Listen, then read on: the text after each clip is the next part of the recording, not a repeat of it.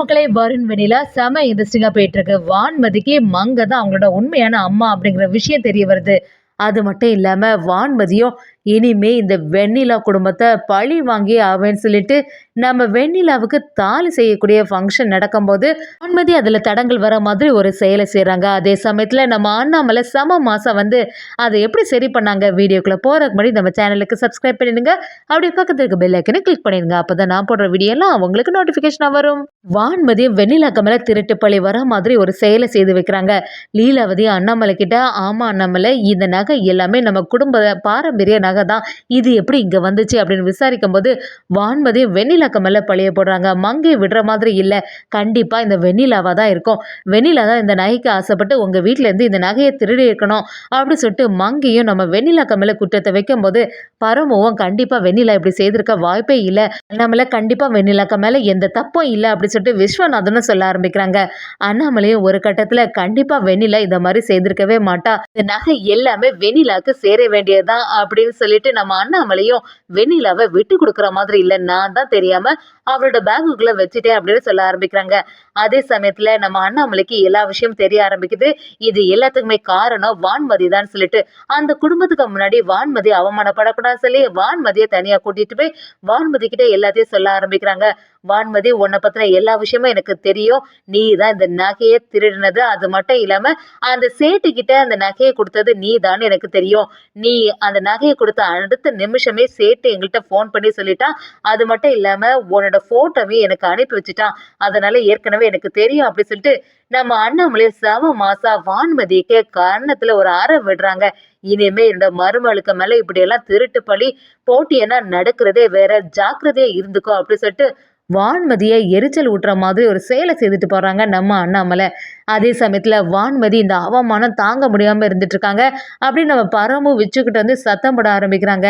என்ன நினைச்சிட்டு இருக்காங்க, தேவையில்லாத வேலையெல்லாம் இந்த அண்ணாமலை வந்து செய்துட்டு போறாங்க, அது எப்படி வெண்ணிலாவுக்கு மட்டும் இந்த சம்மதம் நடக்கும், எனக்கு ஏற்கனவே மேரேஜ் முடியாம வெண்ணிலாவுக்கான வேலைகள் எல்லாத்தையுமே நீங்க பார்க்க ஆரம்பிச்சிட்டீங்க அப்படி சொல்லும்போது மங்கையும், ஆமா அவ சொல்றதுல என்ன தப்பு இருக்கு, கண்டிப்பா மூத்தவா இவ இருக்கும்போது எப்படி வெண்ணிலாவுக்கு மட்டும் எப்படி மேரேஜ் நடத்துவீங்க அப்படி சொல்லிட்டு மங்கையும் அந்த இடத்துல நம்ம விச்சு கிட்ட திட்ட ஆரம்பிக்கிறாங்க. இல்ல என்ன சொன்னாலுமே வான்மதி சமாதானம் ஆகுற மாதிரி இல்ல. ஒரு கட்டத்துல ரொம்பவே கோபத்துல இருக்க வான்மதியும் இதுக்கு மேல இந்த வீட்டுல இருந்தா சரியே வராது, நமக்குன்னு எந்த மதிப்புமே தர மாட்டேங்கிறாங்க, வெண்ணிலா என்ன சொன்னாலும் தான் அவங்க கேட்குறாங்க அப்படி சொல்லிட்டு வான்மதி ரொம்பவே கோபத்துல மாடியில போய் ஒரு தப்பான செயலை பண்ணதுக்கு பாக்குறாங்க. அந்த சமயம் பார்த்து நம்ம மங்கையும் என்ன எங்க தேடியும் வான்மதியை காணல, அவ வேற ரொம்பவே வருத்தத்துல இருந்தாலே ஏதாவது தப்பான முடிவு எடுக்க போறா அப்படின்னு சொல்லிட்டு நம்ம மங்கையும் வான்மதியை தேடி மாடிக்கே வந்து பாக்குறாங்க. அங்க பாத்தீங்கன்னா வான்மதி அப்படி நின்றுட்டு இருக்கிறத பார்த்த உடனே வான்மதி இந்த மாதிரி ஒரு செயலை செய்யாத, நெல்லு அப்படி சொல்லிட்டு தடுத்து நிறுத்துறாங்க. ஆனா வான்மதி கேட்குற மாதிரி இல்லை,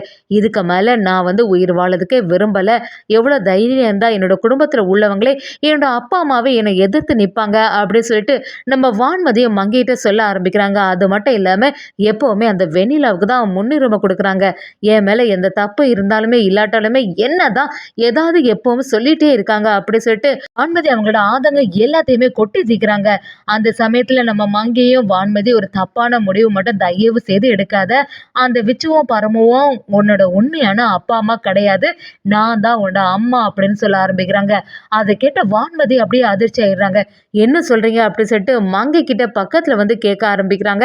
நீங்க சொல்றதெல்லாம் உண்மையா அப்படி கேட்கும்போது மங்கை அப்படியே அழுதுகிட்டே, ஆமா கண்டிப்பா நம்பு, நான் தான் உன்னோட உண்மையான அம்மா அப்படிங்கிற விஷயத்த வான்மதி கிட்ட சொன்ன உடனே வான்மதி அப்படியே அதிர்ச்சி ஆயிடுறாங்க.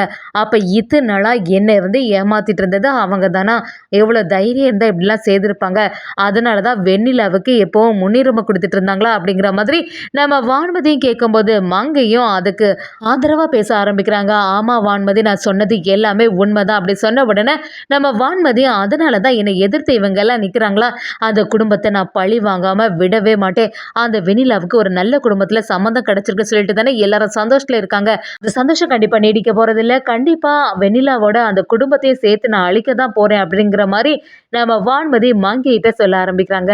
அதே சமயத்துல வெண்ணிலா குடும்பத்துல இருக்கவங்க எல்லாருமே நம்ம வெண்ணிலாவோட மேரேஜ் வேலைகளை பார்க்க ஆரம்பிக்கிறாங்க. அந்த சமயம் பார்த்து அண்ணாமலையும் வெண்ணிலாவுக்கு ஒரு நல்ல நாளா பார்த்து தாலி செய்யக்கூடிய ஃபங்க்ஷன் வைக்கணும் அப்படின்னு சொல்லும்போது பரமு எல்லாருமே பயங்கரமா சந்தோஷம் ஆகுறாங்க.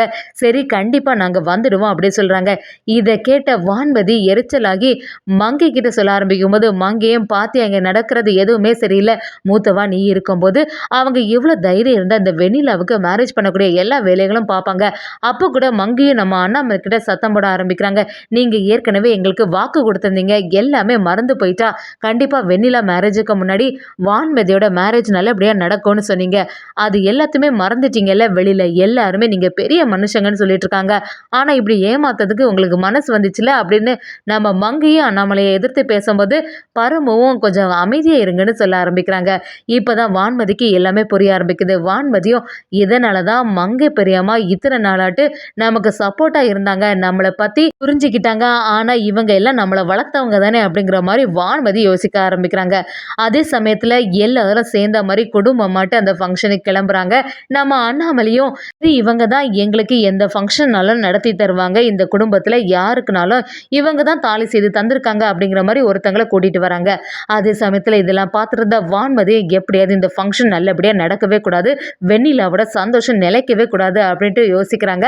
மங்கை கிட்ட வந்து வான்மதியும் கண்டிப்பா இது சிறப்பா நடக்காது. நான் ஒரு செயலை செய்ய போறேன் அப்படின்னு சொல்லிட்டு எல்லா பிளானையும் செய்து வைக்கிறாங்க. அது மாதிரியே வான்மதியும் ஆரம்பத்துல அந்த ஆளுக்கு ஒரு ஜூஸை கொடுக்குறாங்க. ஆனா அந்த ஜூஸ்ல மயக்க மருந்து மாதிரி ஒன்று கலந்து வைக்கிறாங்க. இது யாருக்குமே தெரிய மாட்டேங்குது. சரிங்கள் நாங்க இந்த ஜூஸை குடிச்சிட்டு அடுத்த வேலைகளை ஆரம்பிங்கன்னு சொல்லிட்டு ஜூஸை கொடுக்குறாங்க. அதை குடிச்ச உடனே அந்த இடத்துலயே அவங்க கொஞ்சம் மயக்கம் வர மாதிரி இருக்கு அப்படின்னு சொல்லிட்டு யோசிக்கிறாங்க. அதே சமயத்துல சரி அண்ணாமலை அம்மா கூப்பிட்டுருக்காங்க. அதனால இந்த தாலி செய்யக்கூடிய ஃபங்க்ஷன்ல எந்த தடங்களும் வரக்கூடாதுன்னு சொல்லிட்டு வேலைகளை பார்க்க ஆரம்பிக்கும் போது கரெக்டா அந்த இடத்துல மயங்கி விழுறாங்க. அவங்கள பார்த்த உடனே எல்லாரும் அதிர்ச்சியாகி என்ன ஆச்சு அப்படின்னு சொல்லிட்டு அந்த ஆசிரியோட முகத்துல எல்லாம் தண்ணி தெளிச்சு பார்க்குறாங்க. ஆனா மயக்க தெளிஞ்ச மாதிரி இல்ல. அப்படி இதை பார்த்துட்டு இருந்த மங்கையும் இதெல்லாம் பார்க்கும்போது சரியே இல்ல. தாலி செய்யும் போதே இப்படி ஒருத்தங்களுக்கு ஆயிட்டு இதெல்லாம் ஒரு நல்ல சகுனமாவே இல்ல அப்படின்னு சொல்லிட்டு மங்கையை நம்ம வெண்ணிலாவுக்கு மேல குற்றத்தை போட ஆரம்பிக்கிறாங்க. இதை பார்த்த அண்ணாமலைக்கு அப்படியே அதிர்ச்சி ஆயிடுது. கண்டிப்பா இதுக்கு பின்னாடி ஏதோ ஒரு சூழ்ச்சி இருக்கு. நமக்கு வேணும்னு வெண்ணிலாவுக்கு தாலி நல்லபடியா செய்யக்கூடாது அப்படின்னு சொல்லிட்டு தான் இவங்க யாரோ பிளான் பண்ணியிருக்காங்க அப்படிங்கிறது எல்லாமே அண்ணாமலைக்கு புரிய ஆரம்பிக்குது. இப்படி ஒவ்வொருத்தரும் நம்ம வெண்ணிலாக்கு மேல குற்றம் சொல்லிட்டு இருக்கும்போது அண்ணாமலையும் அந்த இடத்துல செம மாசா வந்து வருண் நீ போய் வெண்ணிலாவோட கழுத்துல போய் தாலி செய்யக்கூடிய அளவு எடுத்துட்டு வா அப்படின்னு சொல்லிட்டு நூல் கொடுத்து விடுறாங்க. நம்ம வருணுக்கும் சுத்தி இருந்தவங்களுக்கு யாருக்குமே புரிய மாட்டேங்குது.